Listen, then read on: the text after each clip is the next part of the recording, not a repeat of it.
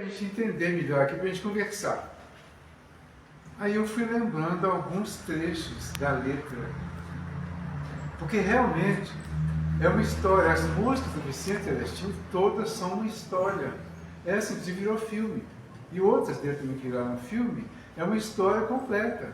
Ele contava uma história em versos que ficava muito bonito, inclusive, né? Tudo rimado direitinho. Ele fala primeiro, depois ele canta. Aí ele fala que ele foi artista, e aí ele casou, e a mulher abandonou ele e deixou uma filha. Quando ele estava mais adequando a filha, aí a filha dele foi embora também, e ele ficou sozinho. E aí ele começou a falar: tornei-me o ébrio na bebida, busquei esquecer, né? Aquela ingrata que me amava, que me abandonou, e aí vai, né? E eles ficaram assim, igual vocês estão aqui agora, dando caladinho escutando, né? Aí, silêncio total. Acho que até o pessoal da mesa achou esquisito. Porque alguns não sabiam. A maioria das pessoas de hoje não sabe essa música antiga. Essa é muito antiga. O Vicente Celestino morreu em 1968. E eu já era casado em 68. Mas aí, falei com ele da música, falei os detalhes todos lá, falei do desfecho, né? Da morte dele como era, despedidas que ele fazia lá, que ele foi abandonado pela família, pelos amigos, né? Que ele ficou sozinho. E que ele falava que só lá no bar que ele encontrava um abrigo, que ele tinha lá os amigos dele da bebida e tal. E depois ele pega os amigos dele que não fossem lá no enterro dele, não fosse colocar flores nem nada. Né? Então é um drama mesmo. Aí quando estava todo mundo tranquilinho, silencioso, eu falei: mas na verdade, eu não queria te falar exatamente dessa música não, mas ela é o começo. Eu queria te falar de uma outra. Tem uma outra dele mesmo, que chama Porta Aberta. Você já ouviu? Já ouviu? Porta Aberta. Aí ele conta a história dele, de quando ele dormia no banco do jardim. Vinha por esse mundo sem teto, sem proteção nem afeto, passava as noites no banco frio de um jardim. E aí vai, até chegar no dia que está todo mundo afastando, todo mundo desprezando, como se faz hoje com os mendigos ainda, o pessoal da rua. E aí ele diz que um dia ele se dirigiu e falou que todas as portas estavam fechadas para mim. Aí ele diz que um dia ele se dirigiu à porta da igreja, e a porta da igreja estava aberta. Então era a porta de Jesus de Nazaré. Ele fala que foi, entrou, e que essa porta nunca mais se fechou para ele. Aí eu falei para eles: olha, essa história é exatamente o final feliz da nossa história, de alcoólatras, de viciados. Porque é o final com Jesus. É esse o nosso objetivo com vocês.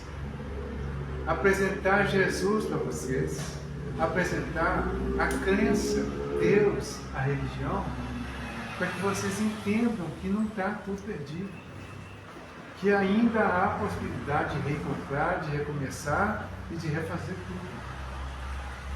E foi assim uma vibração, uma das melhores que eu senti ao longo de todo esse tempo. Entenderam? Aceitaram tranquilamente, falaram que ia procurar, que ia pensar a respeito, aí já conversava sério, né? Esse que ficou, conversou sério em nome dos outros, e saíram. E eu fui ficar pensando depois, né, de onde que veio aquilo. Mas na minha adolescência, um dia eu ouvi as músicas de Vicente Celestino, um amigo meu, que era até mais velho que eu, me chamou para ouvir. E eu fiquei encantado. Eu decorei todas elas. Agora eu não lembro mais nada quase. Tem muito tempo já também. Eu decorei quase todas. Porque eu sempre gostei de poesia. Eu gosto de fala de história contada com rima. Entendeu? Eu sempre gostei. Eu fiquei encantado, principalmente a primeira parte, quando ele fala, ele declamava primeiro, né? e depois ele canta.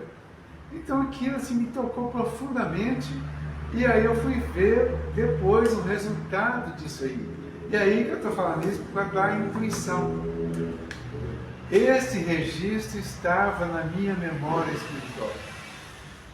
E na hora certa lá, quer dizer, foi totalmente adequado para a situação daquele momento. Agora, por que eu falo que foi assim, inédito, diferente? Porque quando a gente vai ficar com muita regra e vai ficar racionalizando muito, a tendência seria recusar essa ideia. Não, mas uma música profana, né? Você vai contar isso aqui na reunião de desobsessão, né? Era a reunião de socorro suicidas. Mas teve o efeito, depois houve comentário sobre isso, sobre o efeito que teve essa lembrança. Então é importante que a gente avalie inclusive as situações da vida comum, porque as pessoas que vêm são pessoas da vida, do dia a dia, são pessoas que não têm religião, que não tiveram, ou que eram só religião só por título, só para falar, eu sou católico. Não é comum, né? Eu ouvi outro dia, espírita não praticante. Falei, peraí, eu conheço católico não praticante, espírita não, mas eu ouvi isso. Então, existe o religioso, a pessoa tem simpatia por uma doutrina, mas não quer se envolver, não quer participar. Eles chegam lá sem nenhum conhecimento. Mas se você tem acesso, se ele te dá uma dica de um gosto dele por música, por exemplo, tem uma infinidade de músicas, de letras, que podem ser lembradas e ajudar muito para criar essa sintonia. Entendeu? Você não tem que cantar música para ele, recordar e recitar tudo, mas uma pequena lembrança. Gente, música tem um efeito extraordinário na nossa vida, mexe com a gente, né? Música tem uma facilidade impressionante para mexer com as nossas emoções. Quem fazia muito isso no Padre Zezinho? O Padre Zezinho tem muita música boa, né? Maria de Nazaré, por exemplo. Era da minha época, entre aspas, meu pai sentava, eu gravei muitas.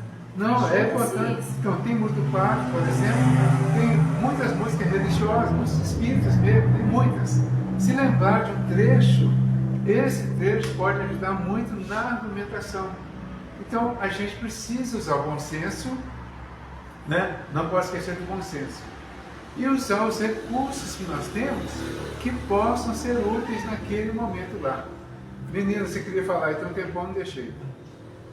Tranquilo, mas é porque eu estava aqui pensando.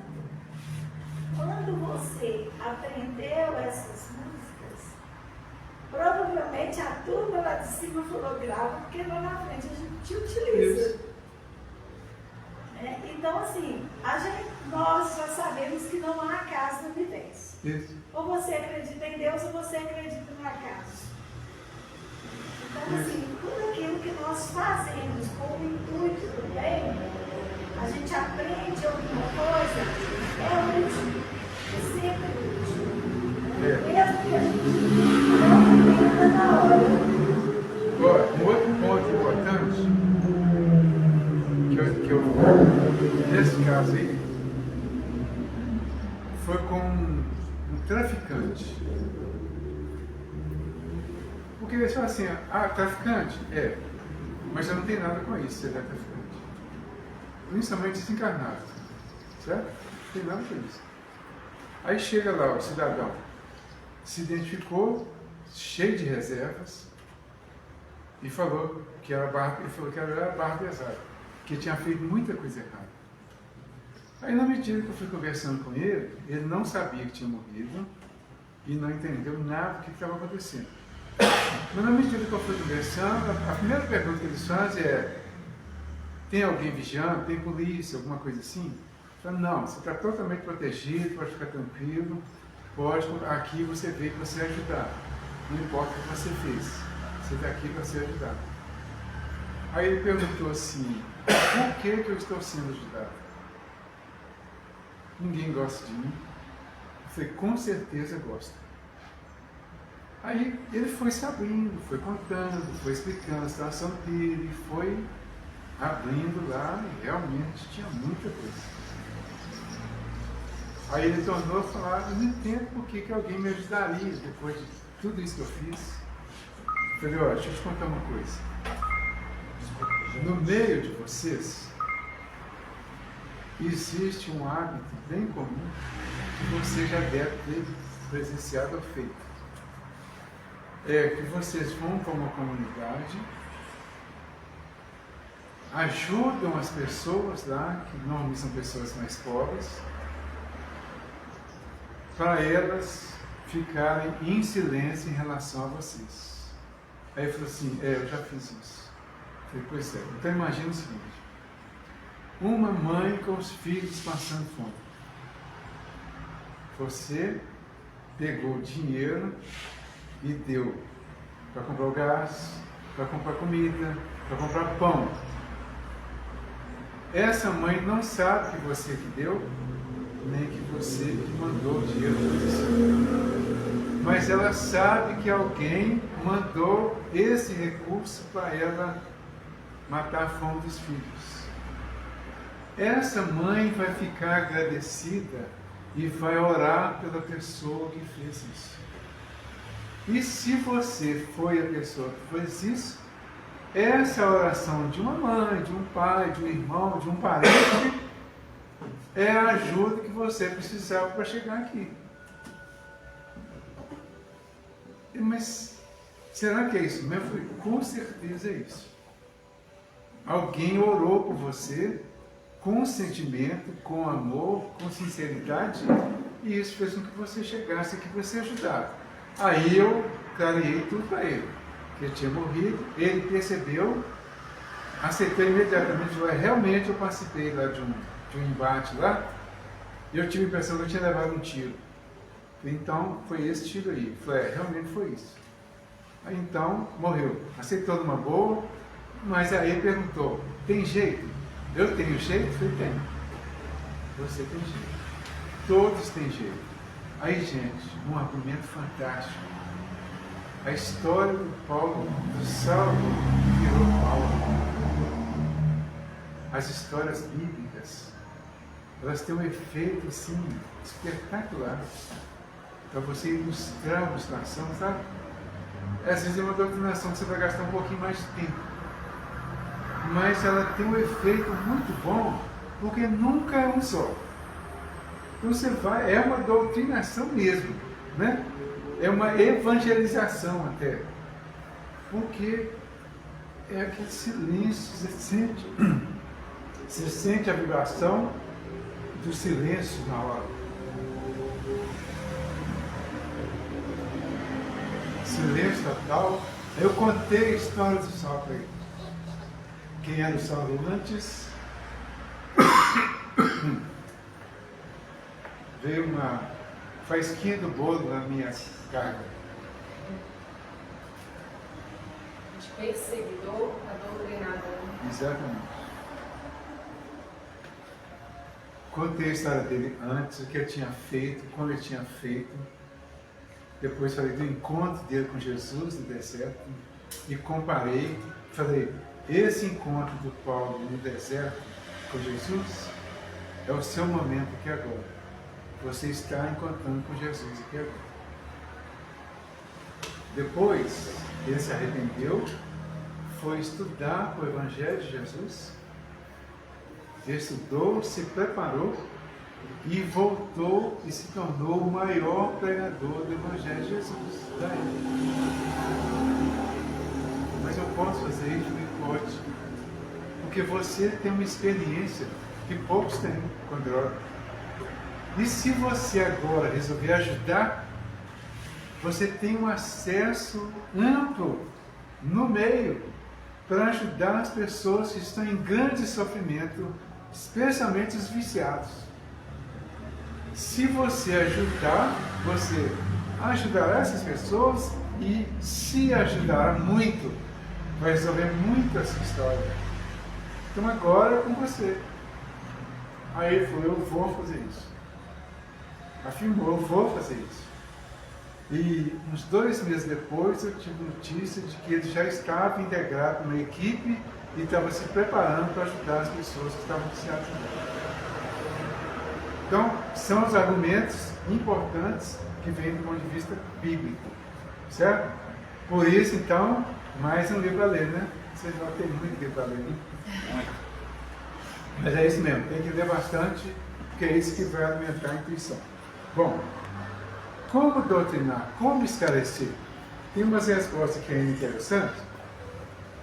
O esclarecimento, ou a doutrinação, tem 3 aspectos. Como numa exposição. Tem princípio, meio e fim. Todo diálogo, toda argumentação, todo escrito, toda mensagem tem. Se você pegar uma mensagem do Emmanuel, pode pegar que você vai ver claramente o princípio, o meio e o fim. Então o princípio é a introdução. O meio é o desenvolvimento do assunto. É o que ele vai falar sobre o assunto. E o fim é a conclusão. Então tem a introdução, o desenvolvimento e a conclusão. Na introdução, aí vai chegar aquilo, né, que nós já falamos um pouco, do cumprimento. Como é que vai ser o cumprimento? Ou seja, vai depender muito de como a pessoa chega. Né? Então, não vão criar uma regra específica. Como que a pessoa chegou? De acordo com o que chegou, você vai fazer um cumprimento que seja mais adequado. Mas se não chegou calado, você pode usar um. Porque se você falar seja bem-vindo e ele falar que não é bem-vindo, você já iniciou o diálogo. E já fez ele falar. Já provocou um pouquinho para ele falar. E às vezes a gente tem que provocar um pouquinho para eles falarem. Então, tem um certo valor isso também. Se puder acertar, melhor. Tem um conflito muito grande que surge, é se é homem ou mulher. Ah, como é que eu vou saber se é homem ou mulher? Você fala, seja bem-vindo, tem um que você fala, não, bem-vinda, ou ao contrário, certo? Mas nem sempre acontece assim. Ah, como é que eu faço para saber se é homem ou mulher? Você pode, após o cumprimento, se for realmente necessário saber, você pode perguntar o nome. Mas nem todos sabem o nome. Nem todos lembram o nome. Então você não vai saber. Quem vai falar, não lembra. Ficou sem saber. Mas vai conversando. Pode chegar um momento que você pode perguntar se é homem ou se é mulher, dependendo da situação. Mas nem sempre é necessário também. É o desenvolvimento do diálogo que vai chegar a isso. Então, em princípio, é receber com calma, com tranquilidade e com uma coisa importantíssima, que é preparação para ouvir primeiro. Você faz o cumprimento e se prepara para ouvir. E se ele falar pouquinho e curtinho, você pode provocar em cima do que ele falou. A tendência é, na medida que você vai provocando no bom sentido, ele vai falando e você vai ouvindo. Mas ouvir no sentido de realmente escutar o que ele está falando, com atenção, sem julgamento, sem condenação, sem desprezo, sem ar de deboche. Certo? Se ele falar alguma coisa engraçada e você achar engraçado, tudo bem. Mas se ele falar sério e você fizer ar de graça, ele pode entender que você está debochando. Então tem que ter esse cuidado. Ouvir a história. Gente, um dos grandes erros que muitos doutrinadores cometem é de não conversar sobre o assunto.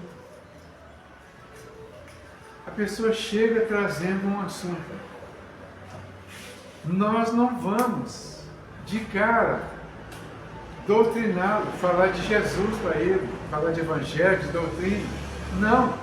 Nós vamos conversar com ele sobre o assunto que ele trouxe para criar o clima de confiança. Criou o clima de confiança, você começou a dialogar realmente, aí você entra com o aspecto da doutrina que pode ajudá-lo naquela dificuldade que ele trouxe. Entendeu? Mas se ele começa a falar e a gente já dá-lhe evangelho, a gente corta. Lembrando impede. essa sensibilidade que nós temos de sentir um pouquinho do que a pessoa reagiu ao você falar, eles têm ainda aguçado. Então, se você pensa uma coisa, se você agir com ele ali, eles sentem ainda mais. Exatamente. Esse trabalho. É educação mediúnica. Isso. Inclusive com a gente mesmo é assim. Você vai conversar com uma pessoa. A hora que você começa a falar, você fala, eu sabia. Pronto, cortou. Porque a pessoa, às vezes ela está no desespero para falar uma coisa, para desabafar. Ela vai procurar alguém que vai ouvir seriamente o que ela está falando. A hora que ela começa a falar, sabia que ia dar nisso. Tipo assim, eu te avisei. Nós se corta qualquer possibilidade de algo. Né? Então, com seriedade, com bondade, com tranquilidade, não tem que julgar, não tem que condenar, né? Tem que ouvir, respeitar. Você não tem que concordar. Não precisa concordar com ninguém, se você não concorda. Mas tem que respeitar. Essas duas coisas são importantes na vida e na doutrinação. Muito importante. Tem muita coisa que a gente não concorda.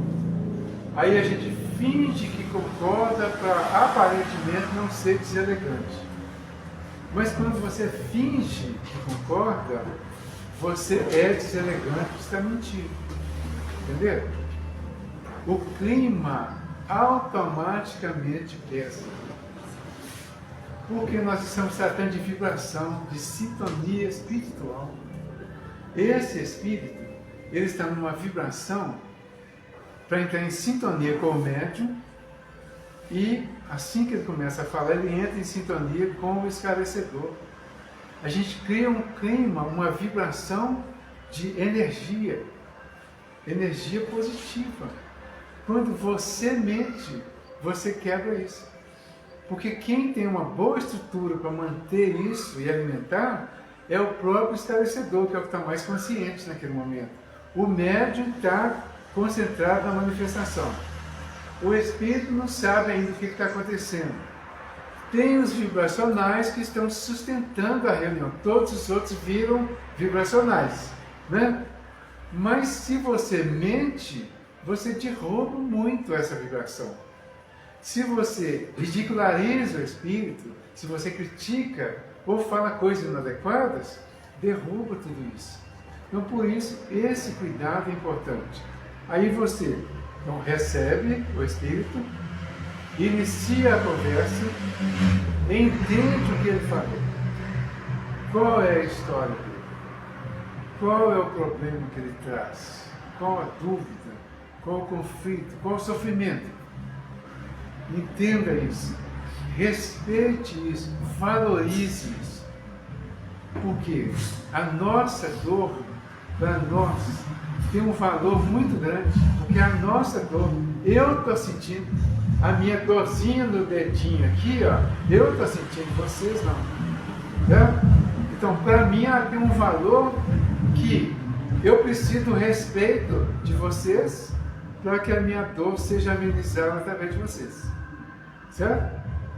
É a situação.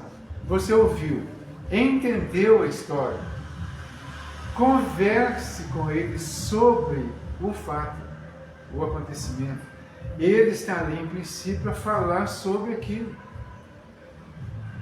Fale rapidamente, cria esse clima, e isso é o desenvolvimento da conversa. Cria o clima, coloque a orientação em cima daquilo que ele trouxe, que é o esclarecimento, tá? Que é o desenvolvimento, para partir para a conclusão. Quando você conversa com ele, esclarece, combina, entendeu a história dele e colocou uma mensagem do Evangelho, uma ideia de um dos princípios, ou um assunto que venha a ficar de acordo com a história dele, ele se sente confortável, então ele está esclarecido. Aí nós vamos partir para o final. O final é dizer a ele que existem espíritos que estão ali aguardando por ele. A gente já pode ter dito que esses espíritos às vezes os trouxeram, que estão aguardando, e às vezes ele vai falar que não viu, que não está vendo, a gente vai sugerir para ele observar e ele vai passar a ver. Aí entra aquele caso do parente, não diga, a sua mãe está aqui te esperando. Não precisa. Isso não é necessariamente verdade. Certo? Por quê? Todos os casos a mãe vem esperar? Não. De vez em quando vem, não é? Então, quando você afirma, quem não é vidente ou clarividente, se afirmar isso, está correndo o risco e está tentando enganar o espírito. Ele vai perceber. Contar que às vezes a mãe ainda está encarnada, né? Exatamente. Então, ter esse cuidado. Não precisa afirmar nada que a gente não tenha uma certeza. Então, se você não tem a certeza que o espírito está lá, é a mãe dele, não fala. Não precisa. Você pode, no máximo, pode ser. Um dia um falou para mim assim, eu falei, observa a sua volta, que tem umas pessoas aí, que são os que vão te conduzir agora para você ir para um outro ambiente para ser tratado. Aí, está observando? Consegue ver? Aí ele falou assim, tem uma velha aqui olhando para mim, rindo para mim aqui. Eu falei, nossa, eu falei com ele assim mesmo, nossa, mas você está se referindo a uma senhora como velha? E se essa senhora fosse a mãe? Aí ele olhou direito e era a mãe dele. Ele não tinha reconhecido. Entendeu? Aí eu falei, então, essa senhora, sua mãe no caso, ou essas pessoas que estão aí, às vezes falam, o pessoal está de branco. Esse pessoal de branco é de confiança da casa, eles vão te conduzir até um ambiente aqui da casa, onde você vai iniciar o seu tratamento. Depois eles vão te conduzir, agora te orientar para ver para onde você vai após o tratamento. Vá com eles, eles não vão te obrigar a nada, não vão te exigir nada, não vão fazer com que você tenha nenhuma obrigação, especialmente que não seja aquilo que você realmente quer fazer. Aí a gente fecha o assunto.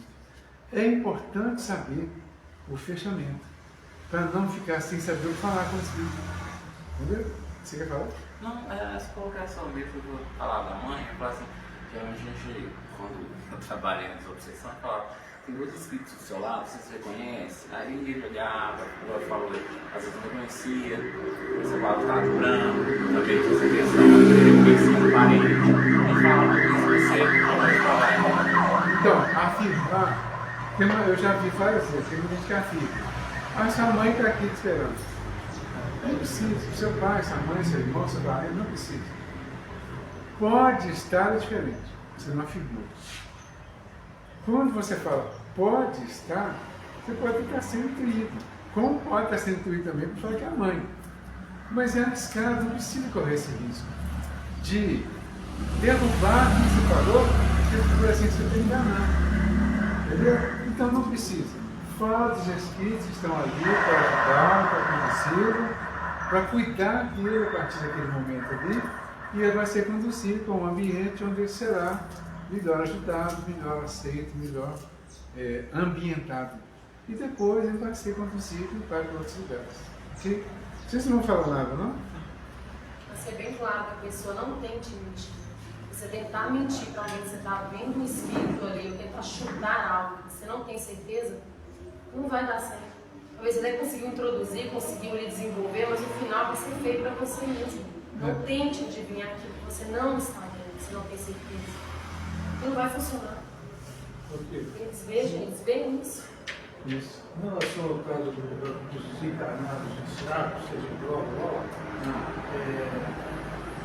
o estado que eles estão lá, eles estão assim, conscientes ou realmente o álcool está fazendo efeito para eles também? Porque eles aspiram essa energia da pessoa, né? Isso. Do encarnado, né? E ficam trabalhando essa energia para ele. E permanece com a sensação de embriaguez. Sim. Né?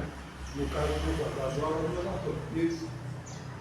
E a questão, às vezes, a gente já recebia aí na casa também, situação de que a pessoa vem desesperada pelo cigarro. Aqui tem cigarro? Cadê o cigarro? Eu quero um cigarro. Também é essa situação. Sim. Quer dizer, o vício não acaba com a morte. Certo? Porque o vício é do espírito. O vício é uma questão espiritual. Ela é feita no físico, mas é uma questão espiritual. Se você não vencer o vício durante a encarnação, você vai desencarnar viciado e vai depender de se aproximar de pessoas que têm aquele vício para você se abastecer em qualquer tipo de vício, né? E é interessante porque no caso da obsessão, tem a obsessão simples, por fascinação e por subjugação, né? Eu faço uma relação assim. A obsessão simples é pelos defeitos. A sintonia pelos defeitos. Quais são os defeitos? Orgulho, egoísmo, ciúme, inveja, avareza. O ego. Hã? O ego, a vaidade. Egoísmo, vaidade. Tem mais alguns, não tem? Mas aqui ninguém tem nem lembra, né? Tudo bem.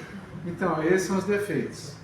Então, a obsessão simples, ela pode acontecer a partir dos defeitos, que são nossos, que estão na nossa intimidade, e Jesus mesmo falou disso. Tá? Que o que faz mal para o homem é o que entra, é o que sai. Porque o que sai vem do coração, da mente. E é o que sai que vai articular os crimes, os adultérios, as fornicações, etc. São os nossos defeitos íntimos. Sintonia. Tá? Quando chega no caso da fascinação, é o agravamento do defeito ou da obsessão simples. É o vício. Porque o vício externo, ele é resultado de alguma dificuldade íntima.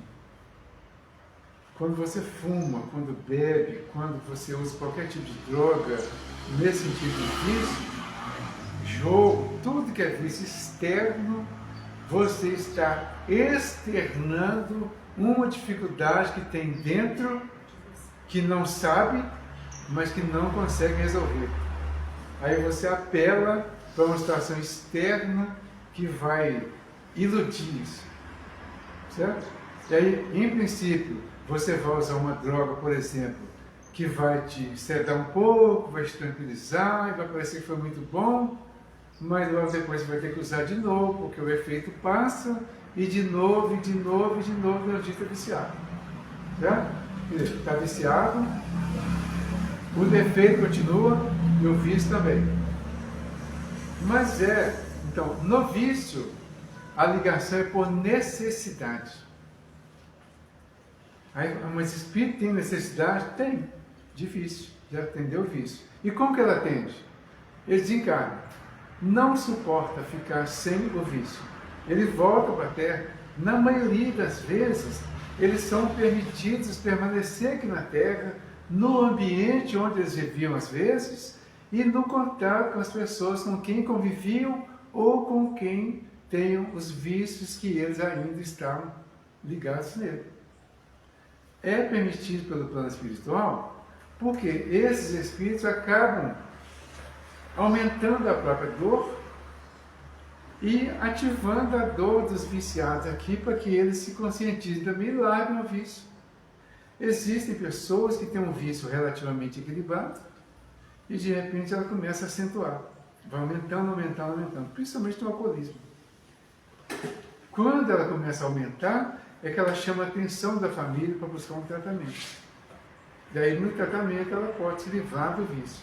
E às vezes foi um processo obsessivo que aumentou. Às vezes ela vai buscar um tratamento espiritual. E aí vai trazer os viciados que estão ligados para o centro espírita e vai ser ajudado. Certo? Então, aí é por necessidade. E o outro, que é a subjugação, que é um processo bem mais avançado da obsessão, é por vingança, que está relacionado com crime. Então, a pessoa que passou pelo defeito, pelo vício, é como se uma coisa fosse alimentando a outra. O defeito alimenta o vício e o vício alimenta o crime. A grande maioria dos crimes que nós vemos hoje aí está relacionado com, especialmente, tráfico de droga. Certo? Mas tem outros vícios também que as pessoas têm e se suicidam, ou matam, ou furtam, ou roubam, ou fazem praticam crimes contra a própria lei humana, praticando aí para alimentar o próprio vício. Neste caso, gera um prejuízo maior para outros espíritos em outras circunstâncias, que vai abrir o espaço para a vingança.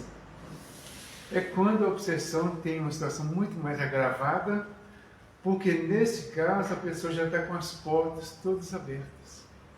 Ele vai ser dominado, vai ser subjugado pelo espírito.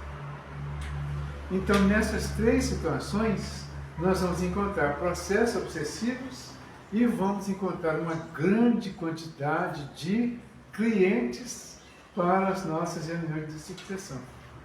Desde os do defeito até os dos crimes mais graves e das vinganças, serão clientes nossos na desobsessão e que serão atendidos, e cada um num tipo de argumentação, um tipo de orientação, um tipo de conflito que eles vêm trazendo e precisa ser ajudado. Por isso, mais uma vez, a nossa preparação precisa ser cada vez mais ampla. Né? Quanto mais nós estudarmos sobre esses assuntos todos, estudar a obsessão, estudar a questão dos vícios, né? Não é assim, a gente fica expert no assunto. Vamos ter uma noção de tudo isso aí, porque, inclusive, estudar esses assuntos é a nossa forma de aprender também para combater em nós. Foi depois de começar a trabalhar com a desobsessão que eu me livrei de alguns vícios. Acho que ainda tem alguns, né? Mas eu tinha outros assim bem mais acentuados. Então, mas na época, quando eu comecei no Espiritismo, eu bebia. Mas de tanto ler sobre o assunto, de conversar com o Espírito nessa área, você vai encontrando a necessidade de ser coerente. Certo? A coerência com o que você está ensinando. Na nossa casa, lá no Cantinho de Jesus, né? Que a Jaqueline, que é a nossa diretora lá, ela veio ver se eu ia fazer direitinho. E agora tudo bem, Jaqueline? Que agora no final, né? Ela veio me fiscalizar, a diretora. Anotando tudo. Então, na nossa casa, nós, há muito tempo, nós criamos assim umas reuniões tipo especializadas. Então nós temos reuniões, por exemplo, de socorro aos viciados, que é na quinta-feira. Nós temos reuniões para a juventude, que é no sábado, que está em reorganização, né? Nós temos 2 reuniões de socorro aos suicidas, que é o primeiro e o segundo sábado. Cada sábado é uma equipe, essa reunião acontece com cada equipe uma vez por mês. Então tem no primeiro e no segundo sábado, todo mês, com 2 equipes diferentes. Nós temos as reuniões de desobsessão mesmo, né? Tem uma reunião que a gente chama de captação, que é um trabalho assim, mais direto de tratamento. O paciente passa por lá, participa de uma orientação, de um estudo, e os espíritos que estão ligados a eles são orientados, direto ou indiretamente. Então nós passamos a especializar. Essa especialização passou a ter um fundamento importante. Tem também a de sexta-feira que eu participo, até esqueço, né? Que a gente chama de socorro aos portadores de sofrimentos mentais. Então, as reuniões têm, assim, especializações, a gente achou que ficaria mais fácil. E parece que realmente ficou, porque fica bem direcionado. Né? Então, só vem normalmente espíritos que esteja dentro daquele tema, que é o da reunião. A socorro suicida, por exemplo, só vem suicida. Né? 99% dos espíritos que vêm são suicidas. Então, isso aí nos ajudou muito nesse entendimento e nesse direcionamento aí para a especialização. Né? Parece que ficou mais objetivo. Né? Então, com isso, a gente tem trabalhado a desobsessão com pessoas que vão se preparando a partir da educação mediúnica, né? Tem educação mediúnica, as pessoas vão depois para as reuniões de desobsessão ou de socorro do dia a dia, e só depois de uma certa experiência que elas vão para a reunião de socorro aos suicidas. Tudo isso aí tem nos ajudado muito. E então, quando nós tivemos uma época, uma oportunidade de realizar a nossa primeira festa junina, acho que a Jaqueline não estava lá ainda não, a primeira festa junina, fizeram a lista lá do que ia acontecer na festa, e fizemos uma reunião da diretoria para avaliar o que ia ter feito, ia ser feito, né? E na proposta lá dos organizadores, tinha quentão com álcool e tinha cerveja. Aí nós tivemos que cortar, né? Tanto o quentão com álcool quanto a cerveja. Incoerente. Exatamente. Por quê? Aí, qual foi o argumento? Nós temos uma reunião de quinta-feira aqui, que a gente trata especialmente de alcoólatras. O que mais vai nessa reunião ainda hoje é espírito alcoólatra. Aí você vai servir álcool para as pessoas, tá? Entendeu? Então, é a incoerência que a gente acaba caindo nela, tipo inocentemente até, por não pensar direito. E aí, junta tudo. Tudo que nós vimos até agora, tudo que nós precisamos entender e aprender para fazer, para participar dessa reunião, nós precisamos fazer um esforço da nossa parte para nos adequar a isso. No primeiro momento, eu achei que eu não devia beber. Primeiro que estava sendo realmente muito ruim para mim, que estava viciado mesmo. Então eu achei que eu não devia mais. Mas tinha uma necessidade, uma coerência com o trabalho que estava sendo feito. Como é que eu bebo e depois eu vou falar com o espírito que eu não deve, que eu não pode beber ou coisa parecida? Né? Como é que eu fumo e vou falar com o espírito que eu não fumar, que faz mal? Pô, mas faz mal, mas você fuma. E aí? E aí entra os seus comportamentos, né? Aí entra o relacionamento com as pessoas, o relacionamento em casa, uma série de coisas assim, que acaba ficando incoerente. E a gente precisa perceber isso, não se condenar, mas buscar a mudança. Fazer a pessoa. Se você está numa reunião mediúnica, onde há seriedade, né? Tem que ter educação mediúnica. Eles podem desmascarar você assim que eles quiserem. Exatamente. Então é Tem importante que ser muito sério. a seriedade nesse sentido. Disciplina, seriedade, vigilância. Né? Claudinho, outra coisa também é tomar cuidado para virar um debate. Isso. Muitas vezes você está esclarecendo ali, muitas vezes até que não é por maldade, mas muito se ajudar naquele momento da pessoa, muitas vezes talvez você assim, você falou, parei com isso, parei, a gente achar uma facilidade para a gente achar que o outro também consegue assimilar naquele momento isso aí. Então, muitas vezes força, eu sempre falo um pouco com o pessoal lá, muitas vezes um diálogo, ele não precisa, não tem como você mensurar, óbvio, né? Mas você também tem que ser não, mas você também pode ficar persistindo naquela coisa. Não, você tem que isso, não, você, entendeu? Há o desgaste nesse momento também, o desgaste do espírito, do médico e também na Principalmente relação. no médio, né? Há um desgaste geral. Então não tem que debater, não tem que discutir, né? Não tem que convencer. O pessoal, você não pode ser o seu lado pessoal, né? Exatamente. Aí, Pois é. volta, Valdir, que você falou sobre a questão da dor do outro, você passou, por exemplo, a depressão. Nossa, a pessoa está com depressão por isso. A dor da pessoa não é igual à sua, o tempo da pessoa não é o seu, o julgamento não cabe a você. Né? Então volta no que ele está dizendo, como é que você vai martirizar uma pessoa, como é que você vai jogar com ele, como é que você pode ser um dialogador se você se acha o dono da verdade? Exatamente. Não tem como, Tem que a ter dor muito da pessoa é dela, você tem como você saber aquilo. Tem que ter muita Inclusive, compaixão. naquele tema que teve dia último agora de depressão, o que eles falaram lá no tema? Você diz para a pessoa, não, mas você está lindo, maravilhoso, você está ótimo, você está super forte, o que a pessoa faz? O problema sou eu, vai lá e suicídio. Quantos suicídios, porque a pessoa fez o que ele falou aqui? Você martirizou ali tanto que a pessoa foi lá, o problema sou eu. Quando o espírito nunca mais volta a casa. Tem que Bem muito assim. cuidado. Você quer falar mais? Essa questão da festa junina, Nós tivemos esse problema aqui. A nossa casa vai Eu completar. não sabia. Vai completar 5 anos agora, né, em julho. E a primeira festa junina foi debatida essa questão da cerveja e do quentão com álcool. Então o Rodrigueira fazia parte dessa época. Aí uma pessoa perguntava assim, aí o quentão tem a boa? Lá tem. Mas era canela, eu não falava que era canela.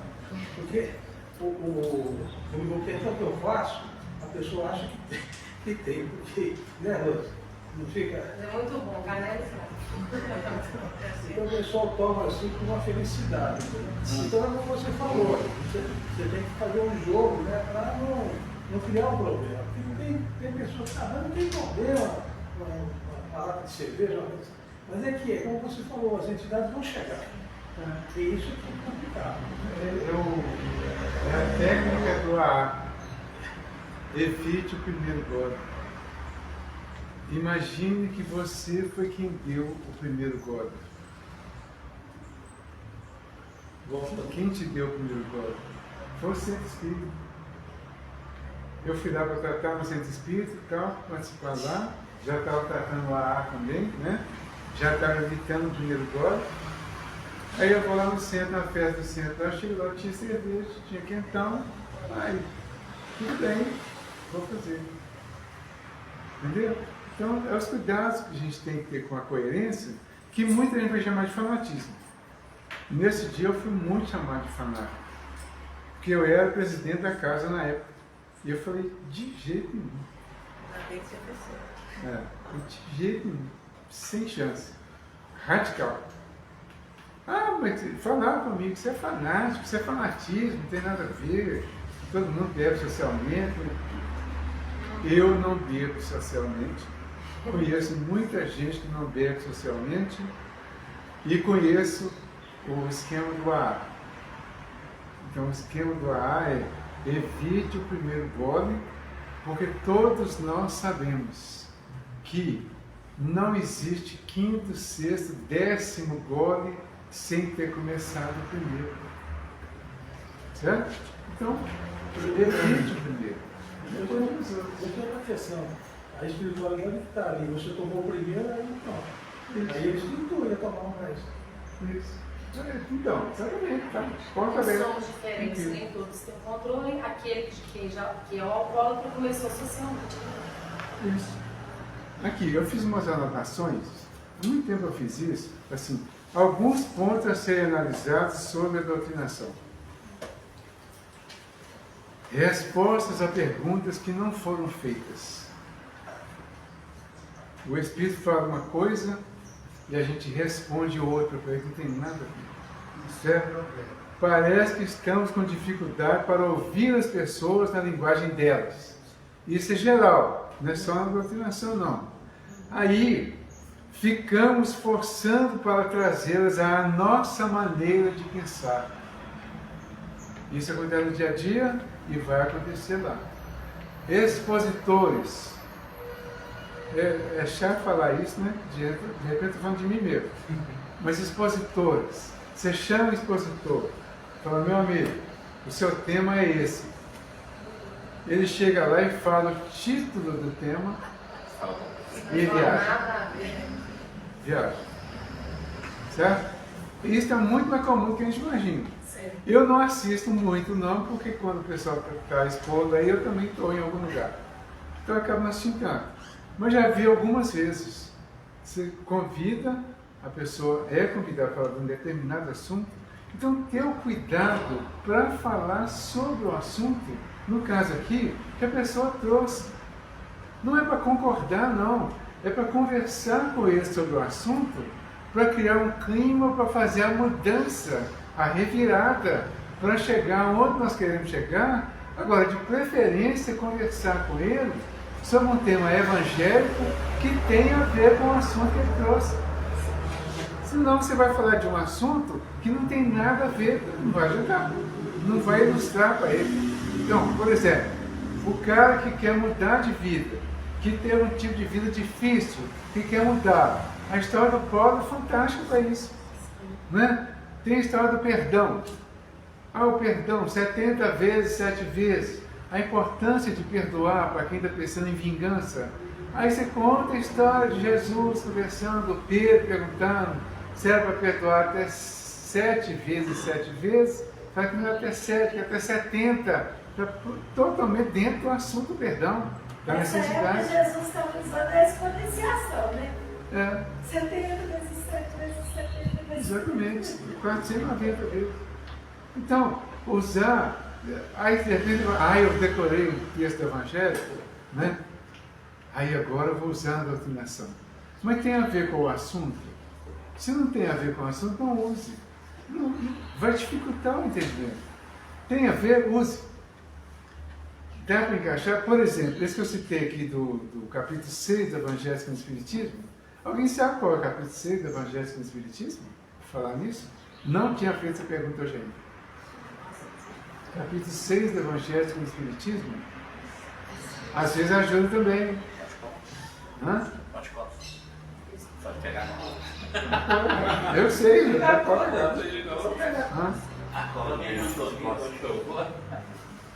Então, às vezes ajuda. Só o título. Não. Esse é o 11. Mas não tem evangelho. Não, eu vou achar para você. Essa leitura ontem no capítulo 6 do Evangelho do Espiritismo é o Cristo Consolador. É um dos mais importantes do nosso caso. Por quê? Você já percebeu que o capítulo 6 vem depois do 5? Já, nem sei já, né? Com certeza. Já observaram. Mas não é só porque o 6 vem depois do 5, não. Porque o 5 é bem-aventurados os aflitos. Por que os aflitos são bem-aventurados? Porque eles têm um Cristo Consolador. Não, porque serão consolados. Eu falei, né? Por que os aflitos são bem-aventurados? Eu queria falar era isso. Por que os aflitos são bem-aventurados? Porque eles serão bem-aventurados. Porque eles serão consolados. O nosso objetivo é consolar e esclarecer. O objetivo da doutrina é consolar e esclarecer. Certo? Então, o Cristo Consolador, que vem depois da aflição, ele pode ser muito usado para os nossos assistidos, que vieram trazendo a aflição, e nós vamos apresentar para eles a consolação, o Cristo Consolador. Então dá para usar muita coisa. Né? As mensagens lá do Cristo, né? As mensagens do Espírito de verdade, muitas delas estão bem de acordo com essa questão da orientação nesse sentido. Então, para orientar e consolar, você consola aflito. Mas o aflito que é consolado é aquele que já passou bem pela aflição. É aquele que já está em condições de ouvir o convite do Cristo. Vinde a mim. É para aqueles que estão com o ouvido pronto para ouvir o convite e aceitar o convite e se sentirem em condições de se adequar à proposta que ele vai fazer de continuidade. Certo? Sim. Igual Jesus fala lá, vinde a mim vós que estáis cansados, né? Geralmente os espíritos, né? A maioria desses muitos sofredores, eles vêm cansados. Isso. Cansados do sofrimento. Até a questão dos obsessores. Quando você fala assim, eles vão falando da vingança, que está ali na casa de alguém, que foi levado ali, e a gente fala assim, mas eu percebo que você está cansado disso. E ele fala, estou cansado. Exato. Daí você vê que tem uma abertura ali para poder já ouvir esse Cristo Consolador, né? É um desgaste, né? É um desgaste muito grande. Então, assuntos que não se permitiu concluir. A pessoa traz um assunto, que está no meio do assunto e corta. E aí você começa a falar sobre o que não é real. Porque às vezes você conclui por ele, mas não era aquela a conclusão dele. Então por isso é importante deixar concluir um assunto e partir daí. E às vezes conversar com ele, perguntar mais, repetir algumas coisas para ver se é isso mesmo, certo? É importante. Colocações como: você não vai embora, pois aqui é o seu lugar. Você tem que ficar aqui para ser ajudado. Tem que resolver a sua vida e só aqui será possível. Precisam ser evitadas e trocadas pela boa argumentação que convence delicadamente, esclarecendo todas essas necessidades, mas que o próprio Espírito chegue à conclusão do que será melhor para ele a partir do esclarecimento que lhe for dado. Então nós não vamos exigir, você tem que ficar aqui, é só aqui que você vai poder ser ajudado, é essa casa aqui que tem condição de te ajudar. Não existe. Isso é argumento de igrejas evangélicas que falam que só lá que você sabe. Né? Né?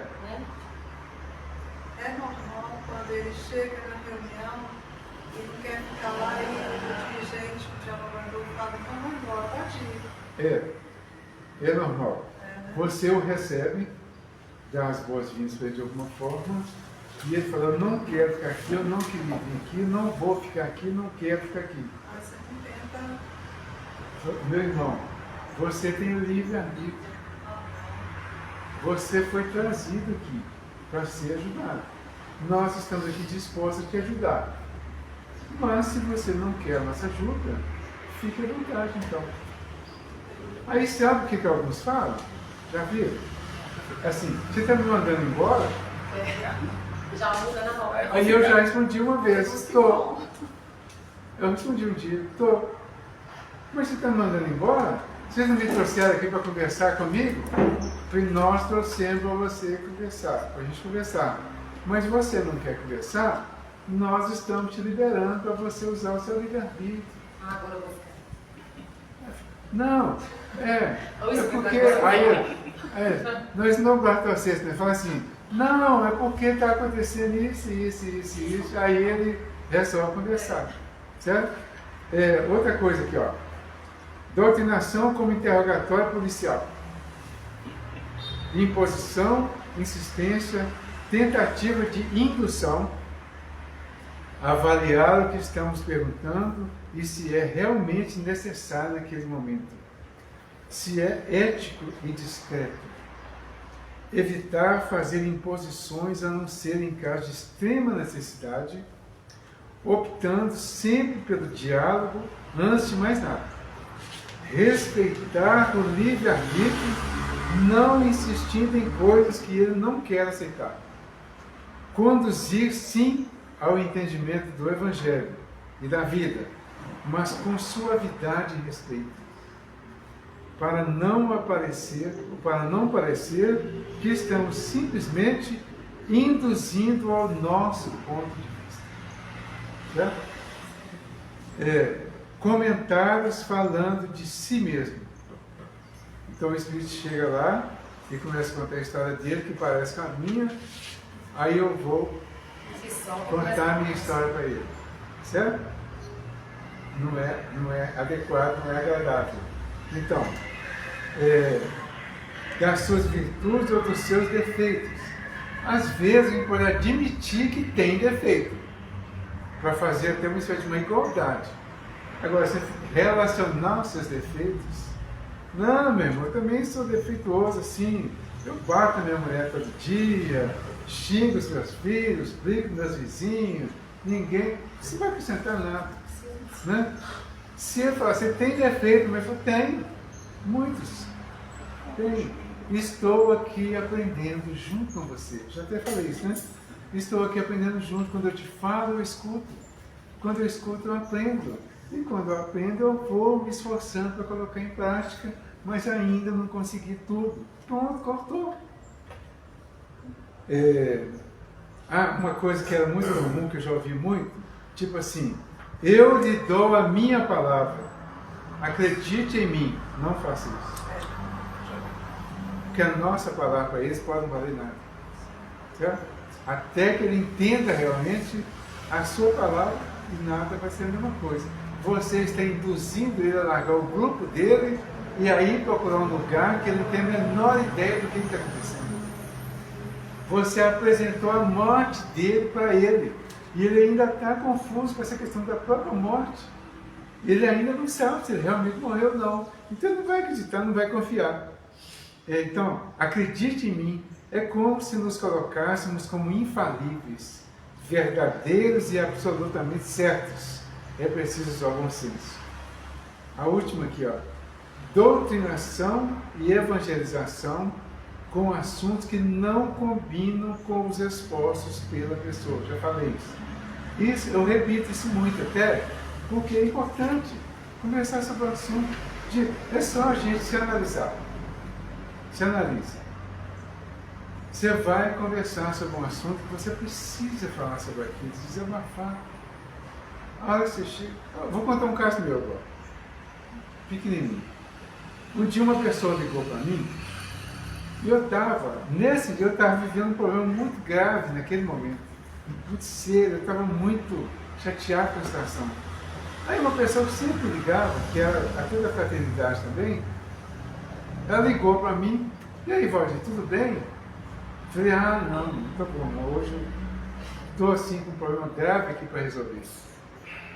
Mas que é isso? O que está acontecendo? Aí eu falei, resumidamente, ela falou assim, por que você não usa para você as coisas que você fala para a gente?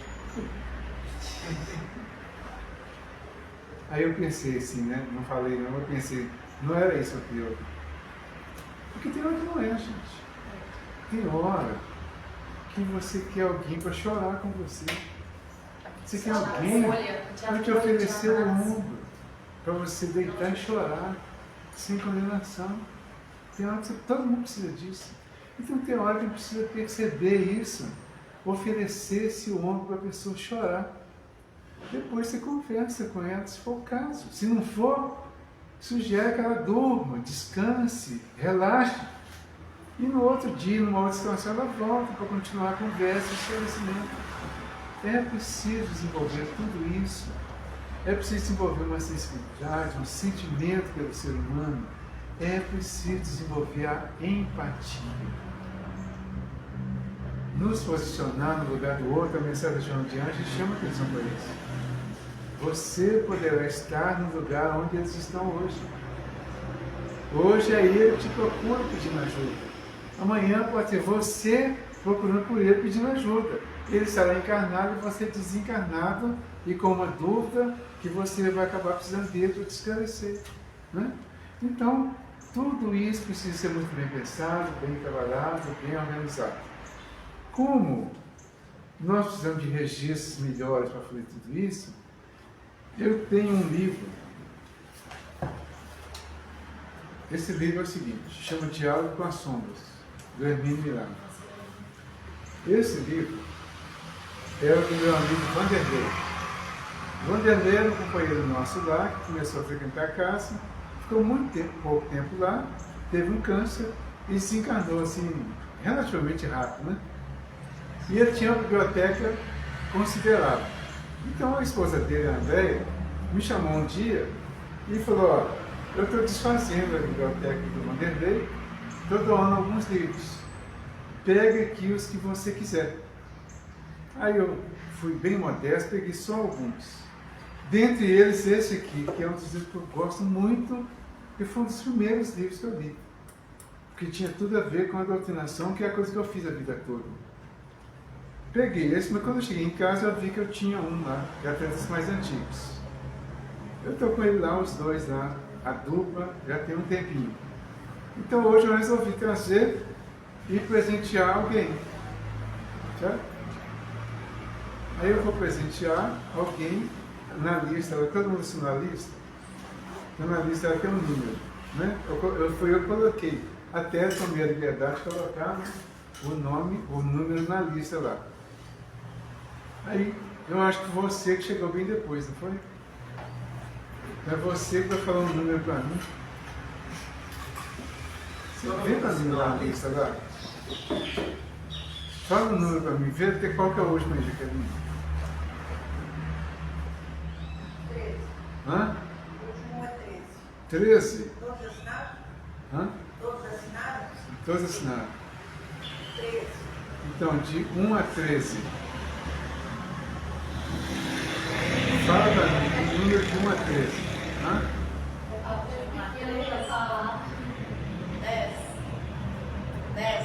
10.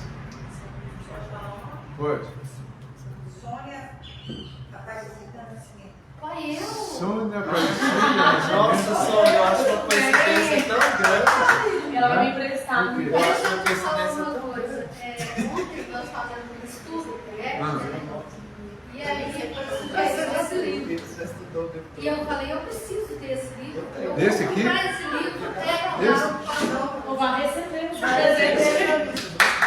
Tudo bem? Muito bem. Parabéns. Eu vi sua mensagem de Ai, gente, obrigada. Parabéns. Parabéns, porque de repente Foi a não espiritualidade foi só, não foi azar. viu, gente? Isso é sinal de responsabilidade. Não é? Né? Eu falei, eu preciso ter esse livro. E eles me deram. Vai chegar nas quintas aí já. Que será, Sônia? Ver se Que vai será? Que será? Gente, que coisa. Eu me fez a casa. Sem mais delongas, agradecendo a vocês pela oportunidade, pela presença, pela paciência de vocês, pela boa sintonia, pela boa vibração. Eu agradeço muito, peço a Jesus por todos nós, por os desencarnados também que estão presentes, com certeza, pela paciência de todos. E esperamos que nós todos possamos nos beneficiar de algum desses ensinamentos que nós recebemos para dar continuidade a esse nosso trabalho que a Joana chamou de terapêutica do amor. Tá? Então vamos fazer a terapia do amor para todo lado, levando a nossa gratidão pelo muito que nós já recebemos, através daqueles que ainda precisam muito de receber. Muito obrigado. Jesus ilumina todos nós, né? Muito obrigado. Tudo de bom para nós. Nós aqui agradecemos o Valdir, né? A disposição de ter vindo aqui hoje, trazer para nós todo esse material que a gente necessita entender todo o processo. Muitos de nós estamos dentro da reunião mediúnica, então nos ajuda